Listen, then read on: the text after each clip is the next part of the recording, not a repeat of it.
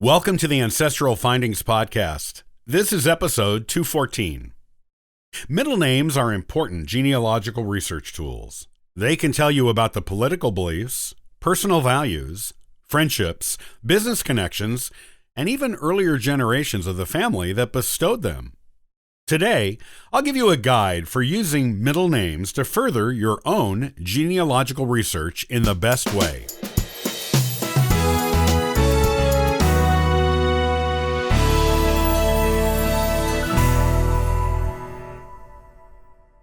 If you've been doing genealogy for any length of time, you will no doubt have noticed the seeming significance of middle names in many families.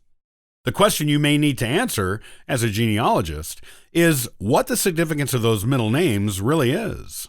Answering it can unlock all kinds of clues to your family history. The fact is, there are about as many reasons behind middle names as there are middle names, and they can be extremely useful tools when doing genealogy research. This usefulness applies to research on both long-ago ancestors and present-day relatives. Middle names can be incredible clues as to a person's ancestry, or they can mean nothing at all, just a name a parent or parents liked. It is your job as a genealogist to determine which is true. Then, if the name has significance, you must determine the nature of that significance. Here are some things you need to know when researching middle names to get the most out of your work in this important and often overlooked area of genealogy. Pitfalls you may encounter in middle name research. The first thing you should remember is that not everyone is going to have a middle name. While they seem pretty common, some parents just don't bother with them. Or, since it is so common for people to use their middle initials in their signatures, some parents simply provided a letter as a middle name and not an actual name at all. And some people without middle names choose middle initials for themselves when they grow up to make their signature look more prestigious. A good example of this is with former U.S. President Harry S. Truman. The S did not stand for anything. It was simply a letter his parents inserted between his first name and surname. It is also possible for someone to have more than one middle name.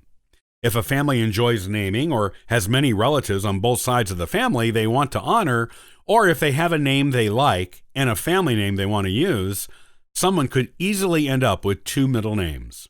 I have seen it several times in my own genealogical research. Actually, there is no limit to the number of middle names someone can have. There are instances in history of people having 10 or more. And in the English royal family, having 3 or 4 middle names is common. One more thing to remember about middle names is that they are a relatively recent invention in Western society.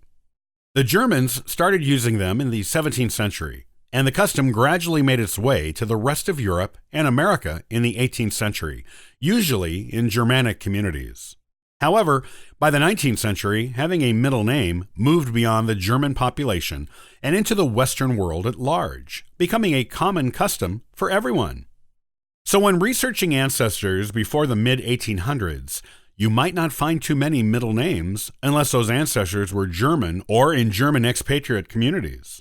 You might find a few here and there in the early 1800s and mid to late 1700s, but the middle name is a common feature of Western names doesn't really become the usual thing until the mid-1800s.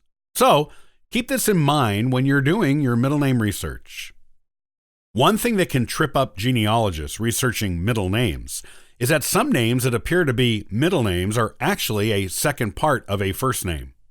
These are called double first names. These are names where two names are usually said together as one.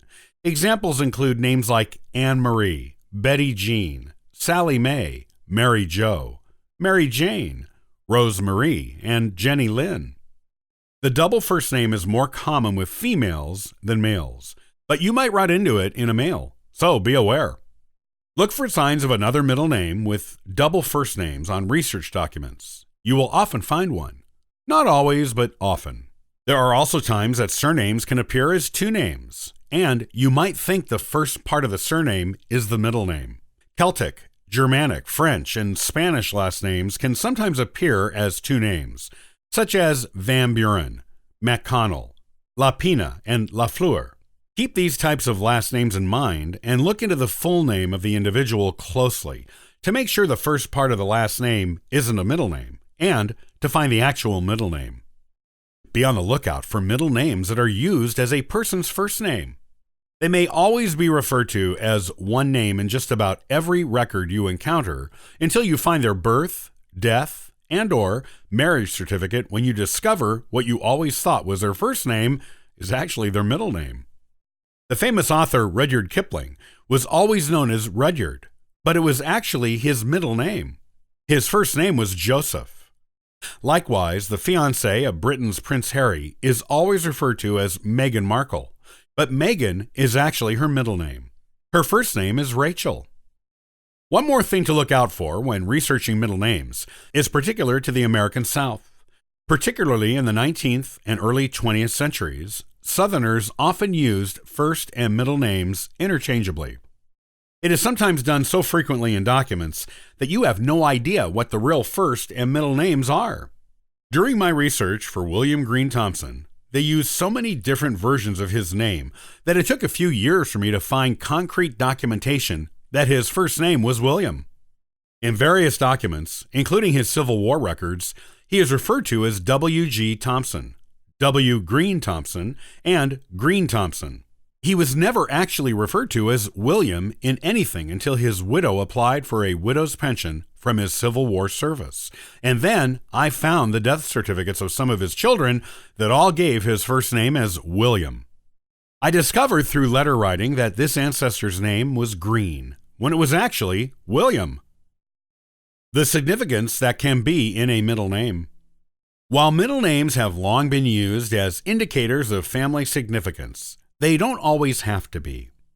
Sometimes a parent chooses a middle name simply because they like it, or because it is a popular cultural middle name at the time. That is why you find so many women with the middle names of Marie, Jo, Lynn, and Anne.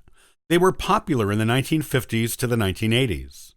Other times, parents may have liked an unusual name, but didn't want to saddle their child with it as a first name, so used it as a middle name. Often, however, the middle name is given because it is significant to the family. Giving the mother's maiden name as a middle name is a very common way of using middle names. Middle names may also be handed down in a family, usually among the women exclusively, or the men exclusively.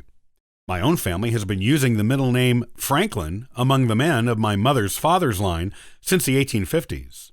Each generation in that line since then has had at least one, and sometimes more than one, man with the middle name Franklin in it.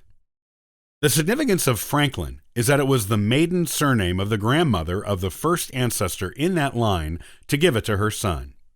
In fact, boys are often given their father's first name or middle name as their own middle name. It happens with girls and their mothers too, but not nearly as often as with boys. My own family has 3 successive generations of men with the middle name of Francis. Middle name mysteries. Usually, if the middle name has family significance, it is obvious what that significance is and from where it came. However, there can be times when a middle name seems to have family significance, but that significance is not so clear. This is when you really have to bring out your genealogy sleuthing skills and do some deep research into not only your family, but the people around them, and even the times in which they lived. As an example, a branch of my family with a frustrating lack of records beyond 1813 has 2 successive generations in the 1800s who gave the middle name Baumgartner to their sons. I've long suspected that Baumgartner may have been the maiden name of the mother of the first son in that line to receive Baumgartner as his middle name. I know her first name was Lucille, but have thus far not found her maiden name. The courthouse in the county where they lived burned in the early 1900s, so any proof of her maiden name is gone, unless something new and previously hidden shows up. There were 2 Baumgartner families living near this family at the time a marriage to a Baumgartner could have taken place. And one of those 2 Baumgartner families had adjoining land to my family branch a daughter could have married into. However, extensive research on both of those Baumgartner families reveals no daughter named Lucille in either of them. What conclusion am I to draw? Well, there's several. One is that one of these two Bumgarner families had an unrecorded daughter named Lucille.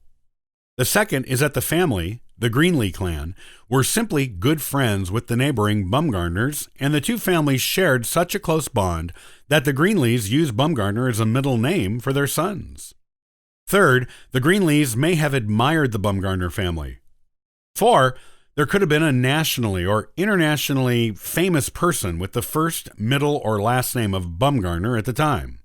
This shows that when the family significance of a middle name seems to be there, but its origin is not clear, one must not only research the family, but neighbors and even the people and events of the time period to determine if there is actually any significance to the middle name. I still haven't figured out the significance of Bumgarner to my 1800s era Greenlee clan, but since Bumgarner is an unusual name, and it was given as a middle name to two successive generations of boys in that family, it seems there must be some significance to it. If it turns out Lucille was a Bumgarner, then the middle name is a clue to the previously unknown maiden name of a female ancestor. Or it could tell me something about the social circle of the family, or their values during this time period. I continue to research it, and one day I will crack the mystery open and find the truth inside. The values of your ancestors are often reflected in middle names. In the early 1800s, and up until the Civil War, there were plenty of children born with the middle names of Washington and Jefferson. This can clearly tell you who their parents admired, and even sometimes what their political leanings were. After the Civil War, middle names like Lee, Jackson, Davis, Grant, Lincoln, and more prospered. Guessing the political leanings of parents who used those middle names with their children isn't difficult, and those middle names weren't always applied to boys. I have a great-great-great-grandmother who was named Martha Washington Moneymaker. Obviously, her parents admired George Washington and named their daughter after his wife. Don't just look for national political figures to discover the significance of an ancestor's middle name. Their first name or surname of a prominent local hero or politician may have been used as the middle name. The middle name might also belong to someone local who helped out the family in some way, such as by giving the father a job or providing them with financial assistance, land, or something else they needed when they needed it most. The middle name could even be the first name or surname of the pastor of the church the parents attended, maybe even the minister who baptized the child who bore his name as a middle name. These are just some of the ways in which middle names can be significant to a family and, as a result, important genealogical searching tools and clues. Look closely into any middle name you come across in your research. It may be there just for show, but if it has any significance to the family, it can tell you more about your ancestors than you could ever find in written records, and can also lead you to earlier generations you may never have otherwise located.